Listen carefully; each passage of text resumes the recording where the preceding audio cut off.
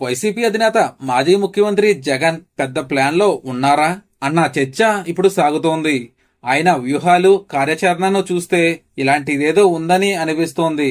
సాధారణంగా కూటమి అధికారంలో ఉంటే మరో బలమైన సామాజిక వర్గం అయిన రెడ్డిలు భయపడతారు. కానీ ఈసారి సీన్ రివర్స్ లో ఉంది అని అంటున్నారు. ఇంకా ఏపీలో చూసుకుంటే రాజకీయ వైరంతో పాటు సామాజిక వైరం కూడా పెద్ద ఎత్తున సాగుతూ వస్తోంది.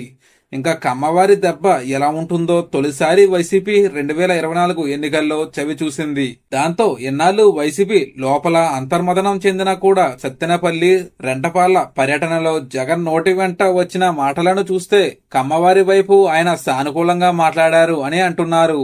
నిజానికి పల్నాడు ప్రాంతంలో రెడ్డి సామాజిక వర్గం ఆధిపత్యం ఎక్కువగా ఉంటుంది. రాజకీయంగా వారే ముందుండి అన్ని నడుపుతారు. అలాంటి మరో బలమైన సామాజిక వర్గం ఆధిపత్యం ఉన్న ప్రాంతానికి జగన్ వెళ్లి అక్కడ కమ్మవారి గురించి జగన్ మాట్లాడడమే రాజకీయ విశ్లేషంగా చూస్తున్నారు.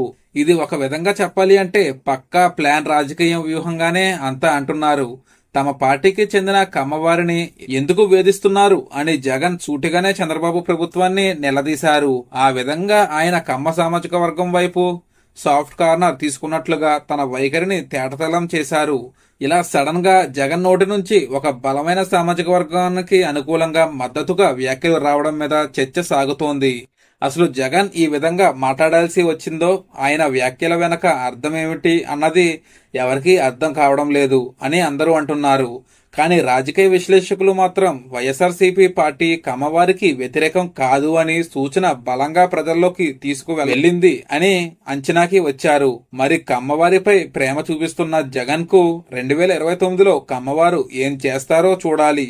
అంతేకాకుండా ఇప్పటికే 2029 ఎన్నికల వేడి ఆంధ్రాలో మొదలైపోయింది అన్నట్లు జగన్ ఎక్కడికి వెళ్ళినా రప్ప రప్ప అన్న డైలాగ్ మాత్రం ఒక రేంజ్ లో వైరల్ అవుతుంది. మరి దీనిపై మీరేమంటారో కామెంట్ లో తెలియజేయండి. మరిన్ని వీడియోస్ కోసం మన ఛానల్ ని సబ్స్క్రైబ్ చేసుకోండి. Thank you friends.